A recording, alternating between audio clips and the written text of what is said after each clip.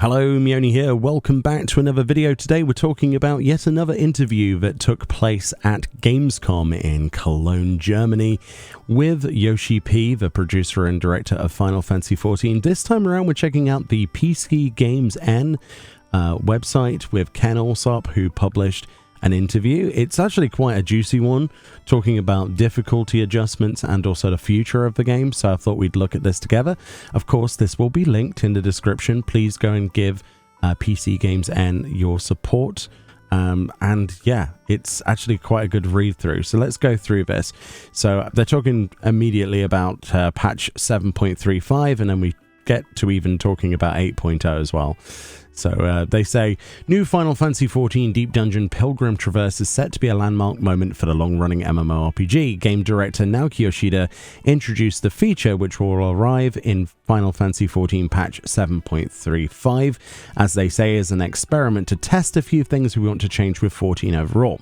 If you missed the 88th letter from a producer live, essentially they're working on a variable difficulty system for content, and Pilgrim's Traverse, the new Deep Dungeon, will be the test bed for that.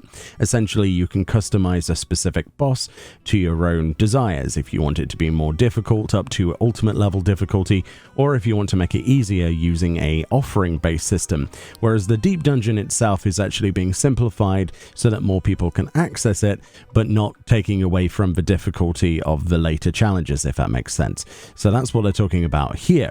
So let's talk about this then. So Yoshi P says, with patch 7.4, we're working on the next installment of the variant dungeon. Yoshi P tells them via the Square Enix translator.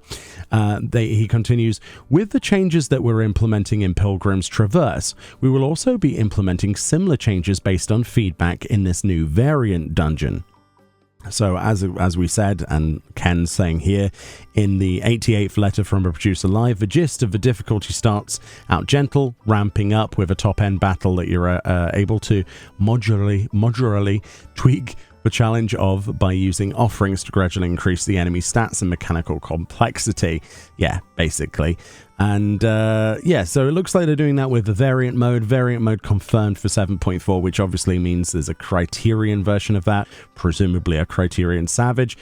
But what they might do is do away with the formality of normal Criterion, you know, variant, Criterion Savage.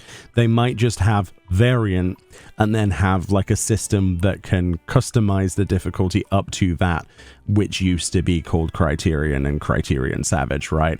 And probably based on the feedback that they've got before about the reward system being less than good for variant and Criterion onwards, maybe they'll toggle things around for that and maybe make it so that you're encouraged to do the harder mode stuff if you wish to, and you can tone it to your own interests, which I'm personally quite excited about. The idea of tailoring a boss fight or a series of boss fights around your own interests and the people that you are surrounded with, especially for lower group numbers, right? Less than 8, we're talking 4-player stuff. It's quite a good idea because that means I can go with my friends who have not played much of the end game, but also at the same time I can go with the other friends that have done Savage, you know what I mean? And we can tailor our experience without needing to have separate barriers in place. So I'm interested in this. We'll have to see how the Deep Dungeon goes, but it looks like they're going to be adjusting this for many things.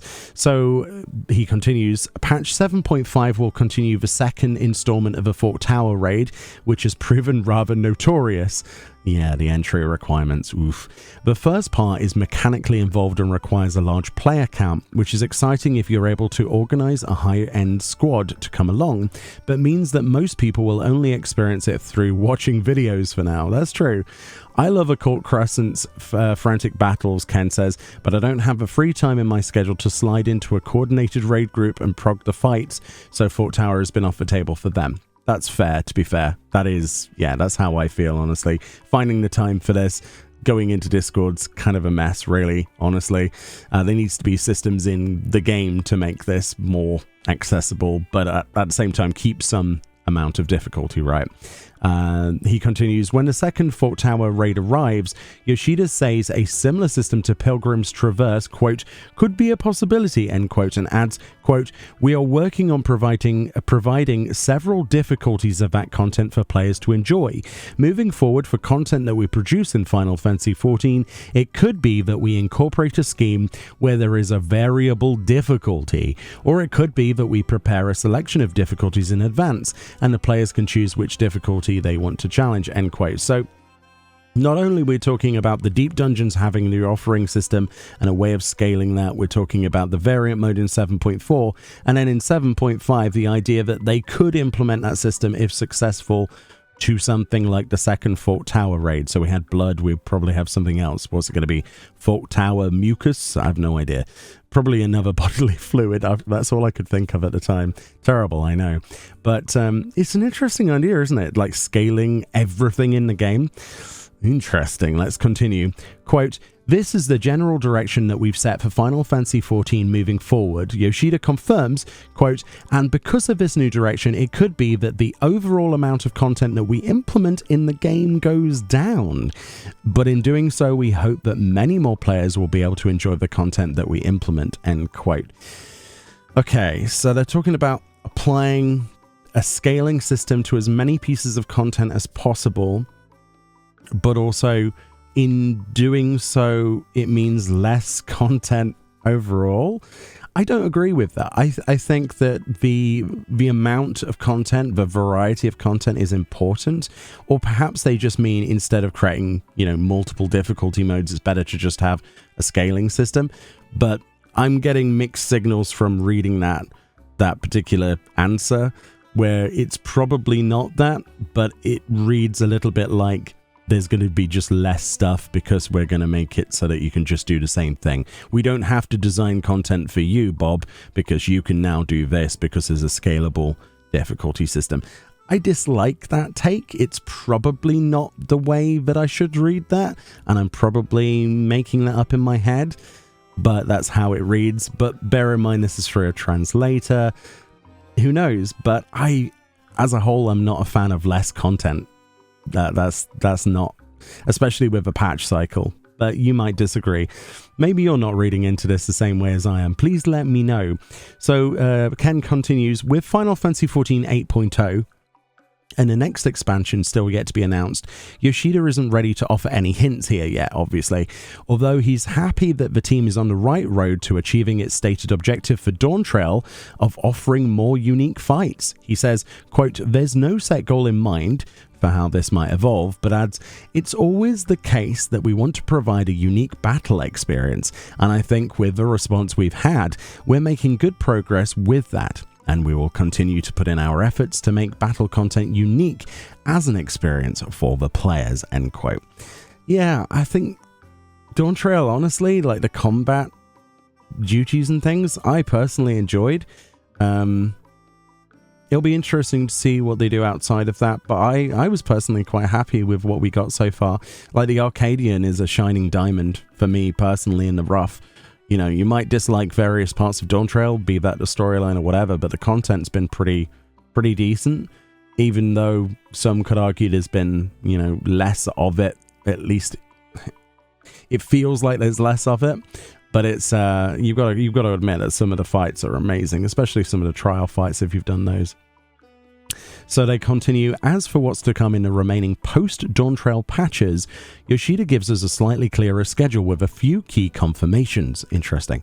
Quote, the next raid is going to be implemented in patch 7.4, obviously for the Arcadian. He continues, and probably in patch 7.5 there will be a new ultimate. I think that will also be quite a unique experience, so players who really like to tackle high-end content, battle content, should be able to really enjoy that, end quote. Should be a new ultimate? Sorry, probably in 7.5. Alright, fair enough. Those were already pretty expected, yeah. But one question that's long been on players' lips is when we get to play the second limited job, the Beastmaster. Yeah. I'm guessing it would be 7.4. Yoshi P says, for 7.4, we are quite in the development and we're making good progress on this, Yoshida says. For patch 7.5, the new limited job Beastmaster is going to be implemented, and also the new ultimate raid. Because of this, it is extremely hard on the development team. The battle team working on the development team, onto the development is really at a loss. He chuckles. For 8.0, we haven't even announced anything, so I would say, hypothetically, if we are working on it, it is smooth. End quote. Good old Yoshi P. Yeah. I mean, if they are going to talk about it, they're not going to talk about it, so to speak. Yeah. They'll be hard at work on that, but yeah, Ultimate plus Beastmaster. I really hope Beastmaster is more than just a mass carnival on, with a mask in front of it. I really do hope there's some content we could do with that. I was not a fan of Blue Mage at the end of it. Also arriving in October is the crossover with Monster Hunter Wilds. Ken says, which will bring Guardian Arkveld to the MMO. Yoshida confirms that the idea came about when he went drinking, yeah, here we go, with Capcom's Yuya Tokuda and Kaname Fujioka from the Monster Hunter team during Gamescom last year. However, he notes that they had to wait until Wilds launched and the Final Fantasy XIV team had time to play it and figure out how the collaboration would work, estimating that the development process ended up taking almost 5 months. Yoshida reflects on the Rathlos fight implemented in Stormblood. Quote, Final Fantasy XIV is not an action game, so the development of that battle was quite difficult. He says, Arkveld has offered some new opportunities.